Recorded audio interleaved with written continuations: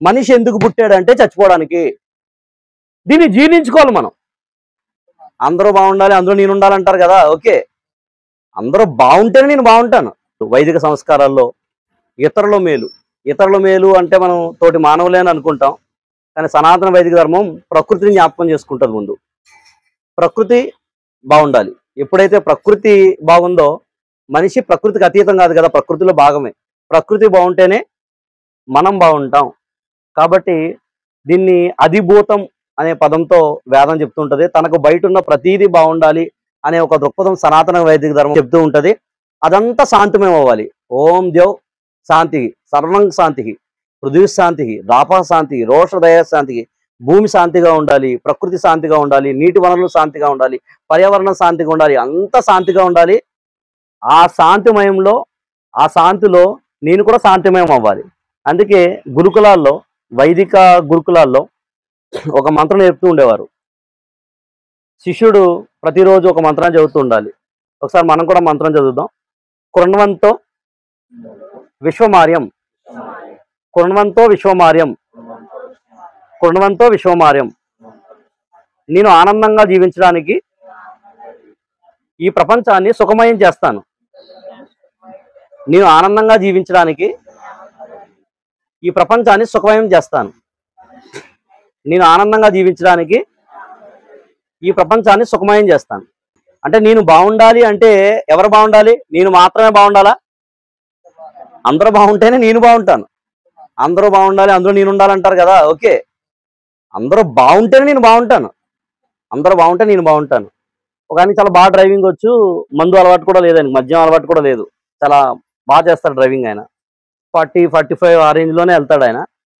అలాంటిది యాక్సిడెంట్ అయ్యింది.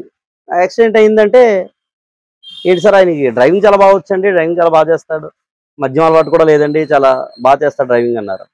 ఎందుకు అయింది యాక్సిడెంట్ అంటే? ఎందుకు అయ్యే అవకాశం ఉంది? అవతలోడు తాగేసి వస్తున్నాడు. కాబట్టి నేను బాగుండాలంటే ఎవరు బాగుండాలి? అవతలోడు బాగుండాలి. అవతలోడిని కూడా బాగు చేసే బాధ్యత మన నెత్తి మీద ఉంది. కారణం ఏంటి? మన పిల్లలు బాగుండాలి కాబట్టి. కాబట్టి స్వామి వివేకానంద ఏమన్నారంటే, నువ్వు ఆనందమయంగా జీవించడానికి స్వామి వివేకానంద సూక్తులు ఒక్క సూక్తి మొత్తం జీవితాన్ని మార్చేస్తుంటది. ఏ కోణం చూసినా మీరు ఒక్క సూక్తి మొత్తం జీవితాన్ని మార్చేస్తుంది. ఏమంటారు? మీరు ఆనందమయంగా జీవించడానికి, మీరు ఆనందంగా జీవించడానికి ఏకైక మార్గం ఏమిటి అంటే ఇతరులను ఆనందంగా ఉంచడమే. మీరు ఆనందంగా ఉండాలంటే ఏం చేయాలి?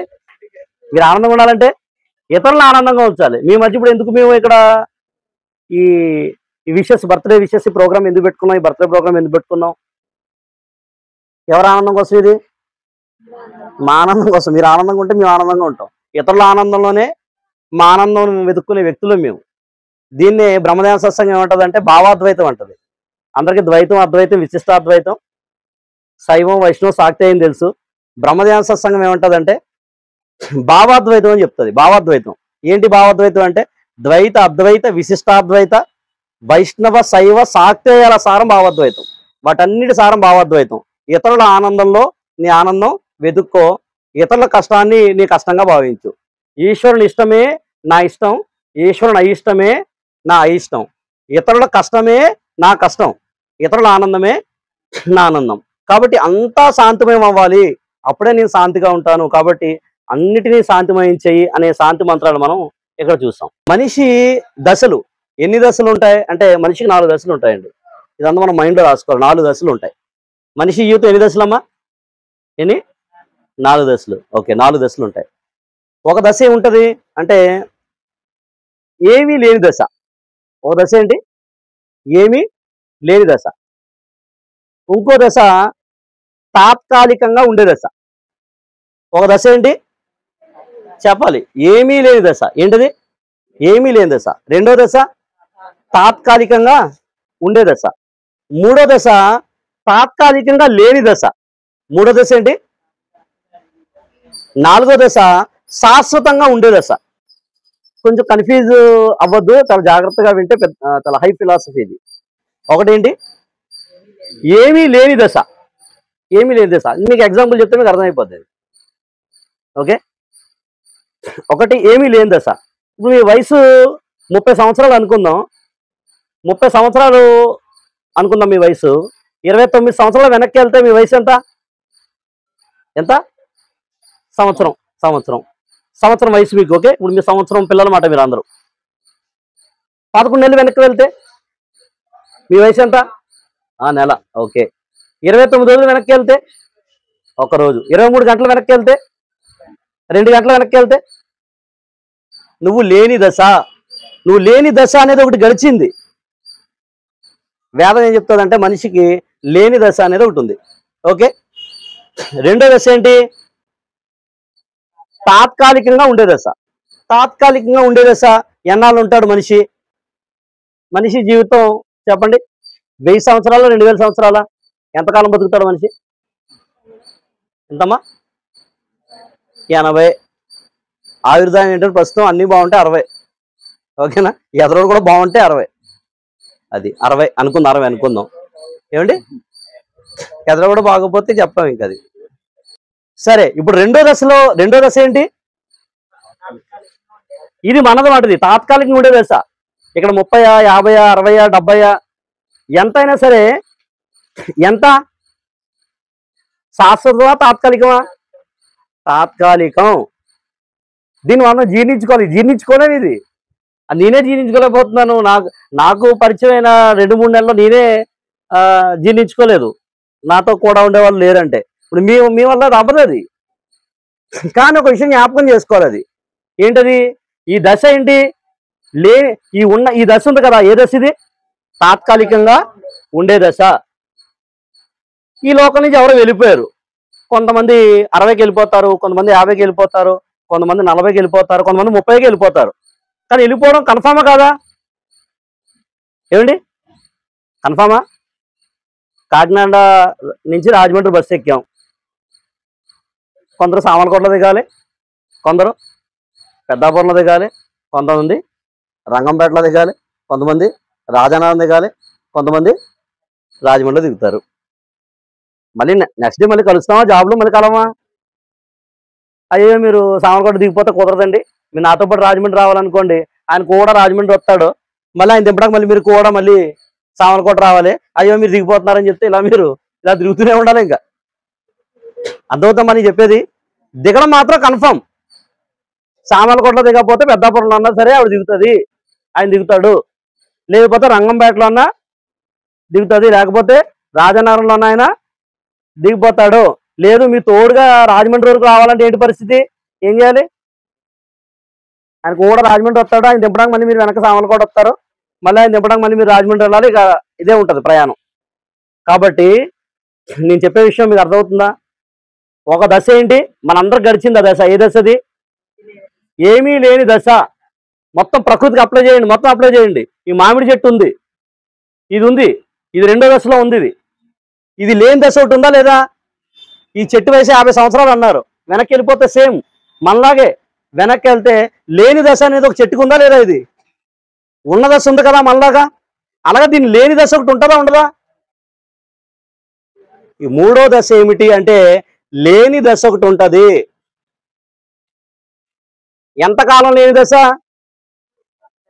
తాత్కాలికంగా లేని దశ.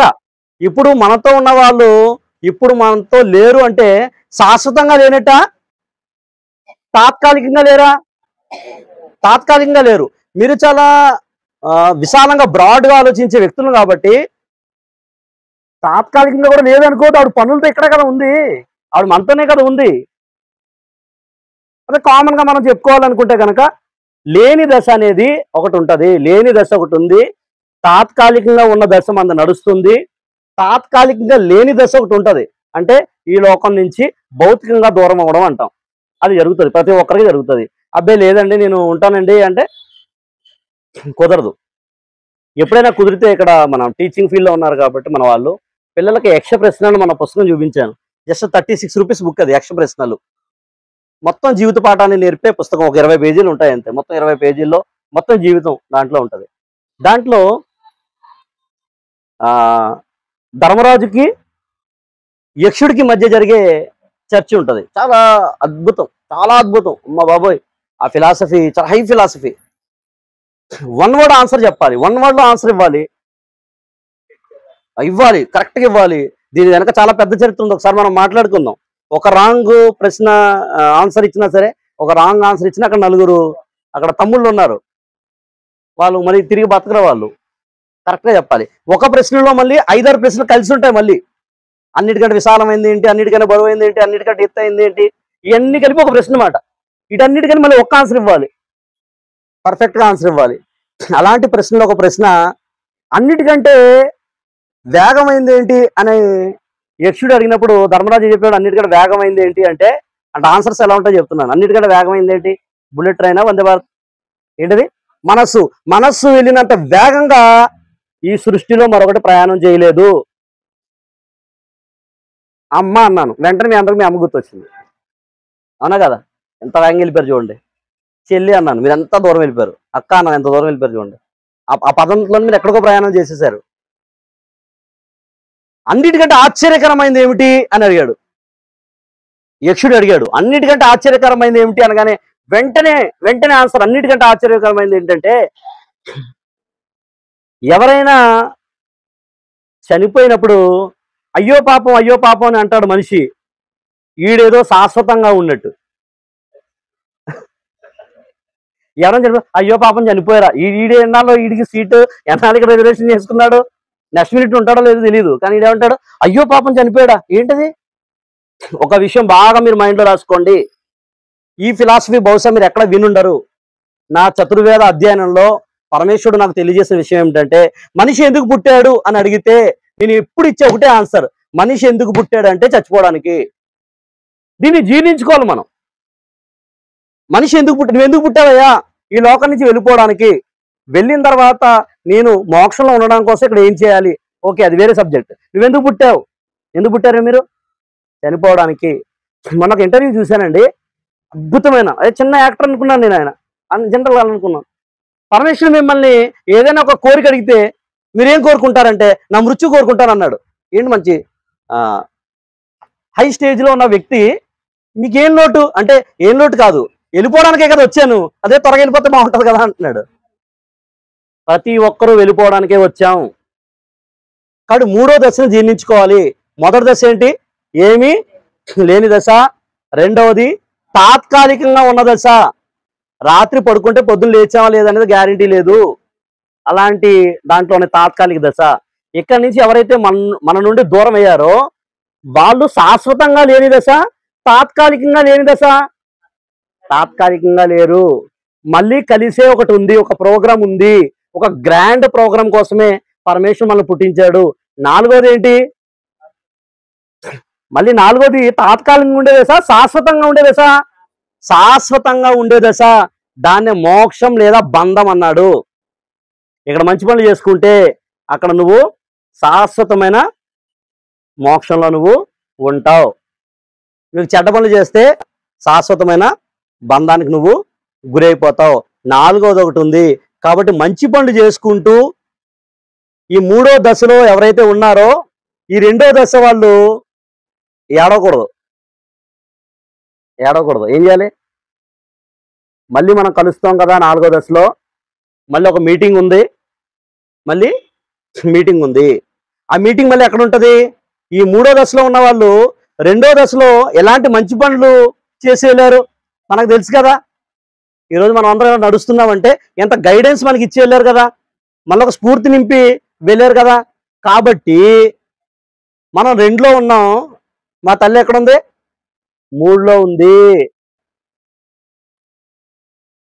మళ్ళీ మనం కూడా 3లోకి వెళ్తాం, అందరూ కలిసి 4లోకి వస్తాం. సిద్ధపాటు కలిగి ఉండాలి. 4వ దశ ఒకటి ఉంది. వేదం సింపుల్ గా 3 జన్మలు అంది. మనిషికి ఎన్ని జన్మలు? 3 జన్మలు. పురుషే హవ అయమాదితో గర్భో భవతి యదేతద్రేదః తదేతద్వరేభ్యో జేభ్యస్తేజ సంభూతం ఆత్మాన్వేనాత్మానం బిభర్తి తదద్య శ్రీయం సించతి తదైనర్జనయతి తదస్య ప్రథమం జన్మ. తల్లి గర్భంలో ఎప్పుడైతే పిండం పడిందో ఎన్నో జన్మది? మొదటి జన్మ.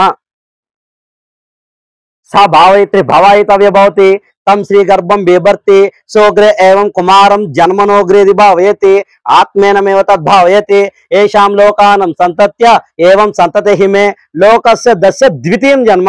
ఈ భూమి మీద పడ్డ వెంటనే అది ఎన్నో జన్మది? ఎన్నో జన్మ? మనం ఎన్నో జన్మలో ఉన్నాం? ఇప్పుడు రెండో జన్మలో ఉన్నాం.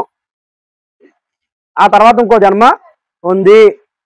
స సాయమాత్మ పుణ్యభ్య కర్మభ్య ప్రతిదీయతే అత అస్య అయమితర ఆత్మ కృతకృత్యో వయోగత ప్రైతి స ఇతః ప్రయన్నేవ పునర్జాయతే తదస్య తృతీయం జన్మ. నేను ఐతరేయోపనిషత్తు, వేద సంబంధిత ఐతరేయోపనిషత్తు చెప్తున్నాను. మూడో జన్మ ఒకటి ఉంది.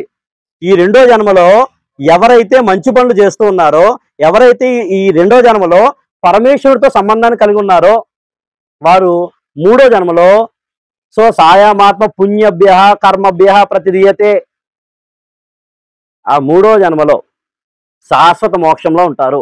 దానికోసం వేదం ఏం చెప్తుంది? జ్ఞాత్వా దేవం సర్వ పాశాపహానిహ క్షీణే క్లేశర్ జన్మ మృత్యుప్రదానిహ తస్యాభి ధ్యానాత్ తృతీయం. తృతీయం అంటే ఎంత?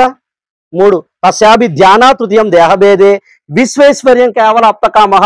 ఈ విశ్వం కంటే గొప్ప ఐశ్వర్యం, విశ్వ ఐశ్వర్యం, ఈ విశ్వం కంటే గొప్ప ఐశ్వర్యం అప్తకామః.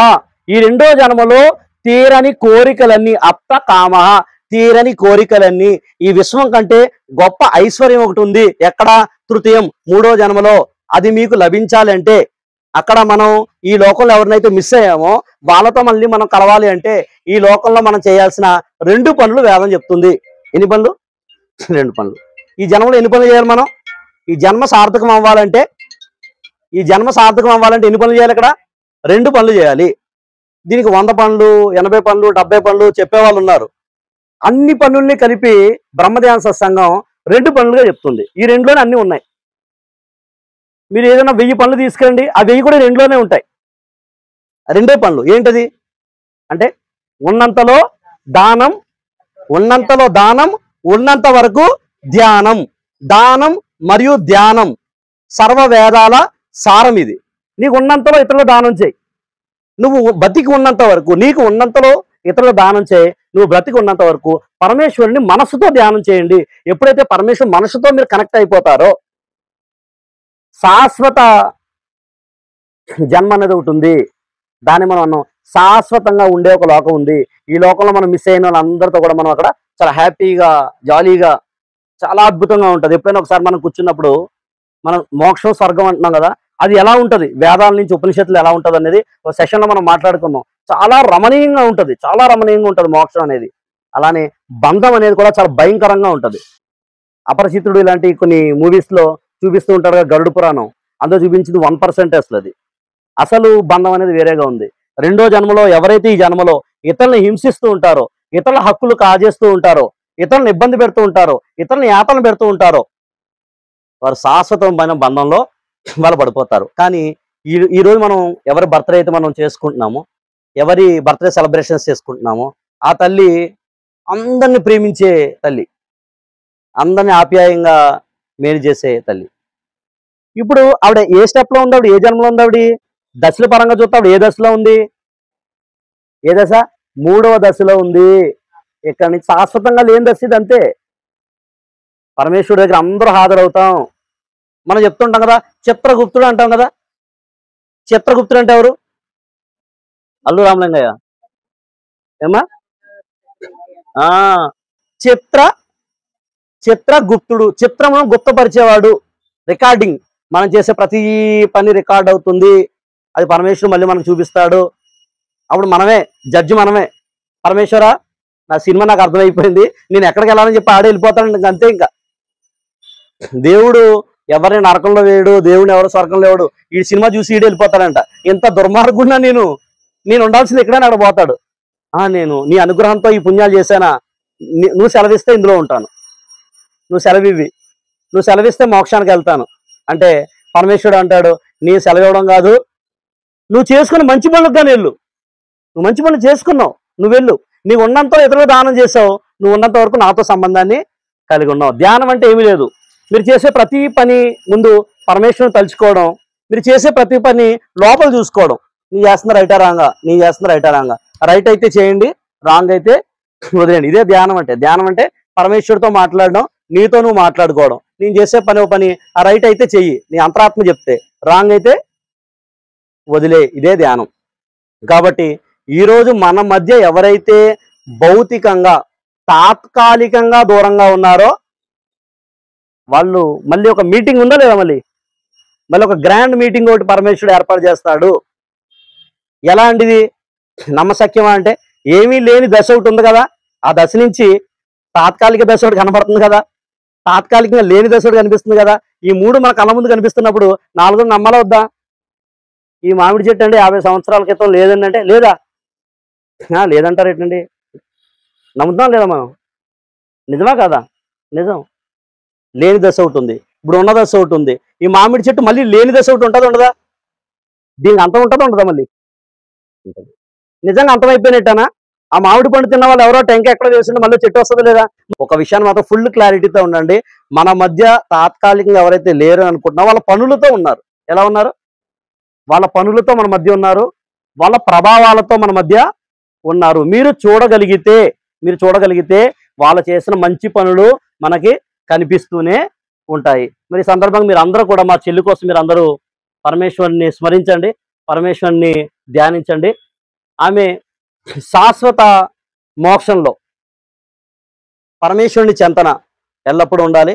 మనం కూడా మంచి పనులు చేసుకొని ఆ పరమేశ్వరుని కలిసే ఆ మీటింగ్లో మనమందరం కూడా శాశ్వత బంధానికి దూరంగా ఉండి శాశ్వత మోక్షంలో మనమందరం కూడా మళ్ళీ మనందరం కలిసి ఉందాం. తదాస్తు. జై హింద్. భారత్ మాతాకి జై.